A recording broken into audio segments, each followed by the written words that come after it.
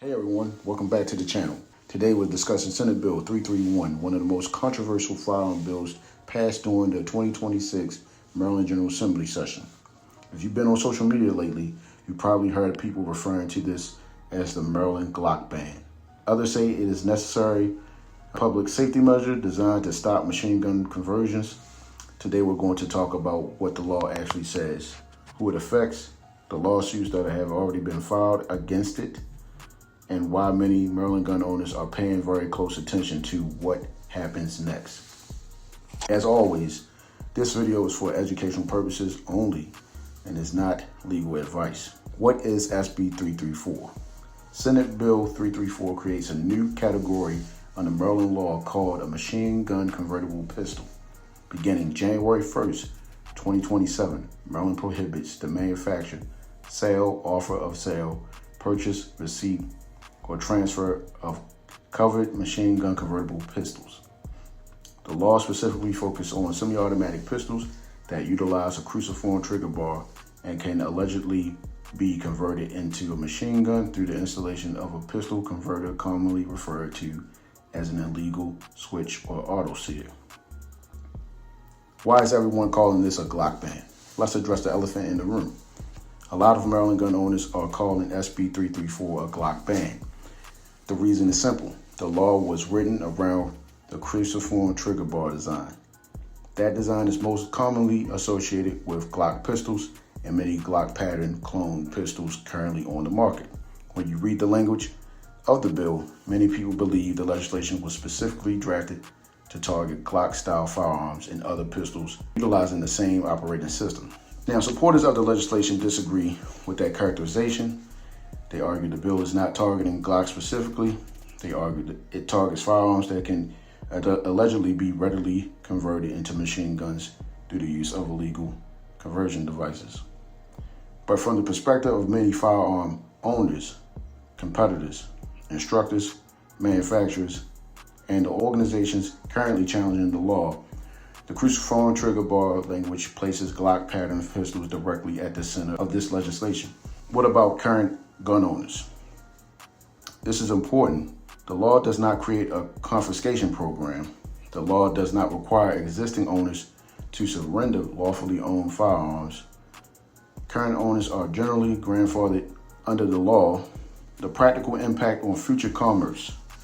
Beginning January 1st, 2027, covered firearms may no longer be manufactured, sold, purchased, received, or transferred in Maryland except for specific exemptions contained within the law.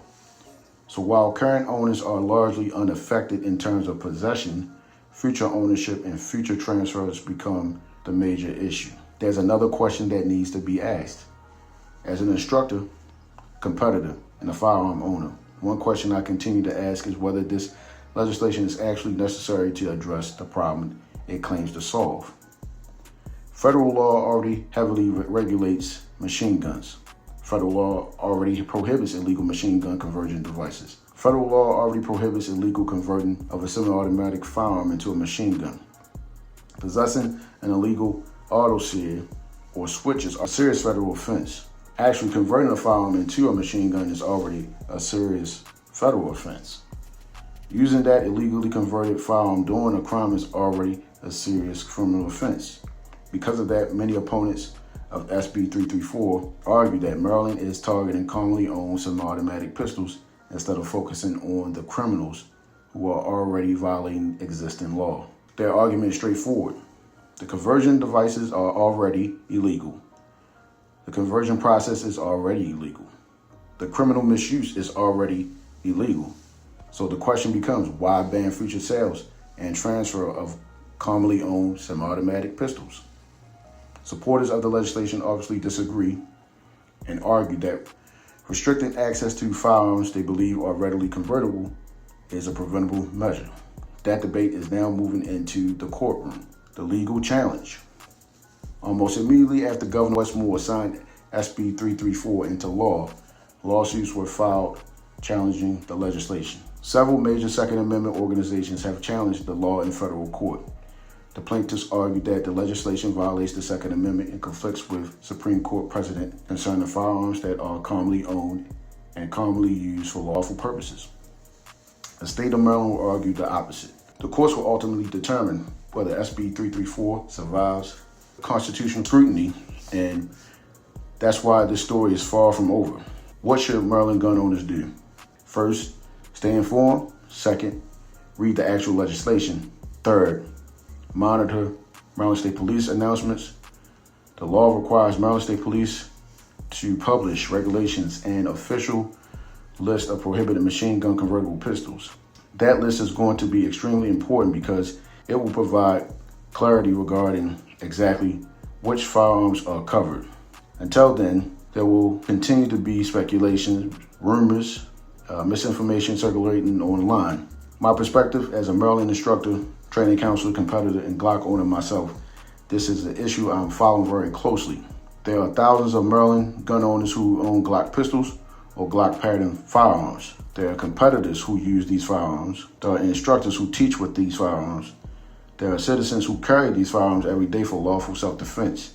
The outcome of these legal challenges could have a significant impact on the future firearms market in Maryland. Whether you support SB 334 or oppose it, one thing is clear. This is one of the most significant firearm laws Maryland has passed in recent years. The legal battle has already begun. Maryland State Police regulations are still pending. The official prohibited pistol list is still pending, and Maryland gun owners deserve to stay informed as this process unfolds. As new developments occur, I'll continue providing updates here on the channel. If you found this video helpful, please hit the like button, subscribe, and share it with Maryland firearm owners. Until next time, train as if your life depends on it.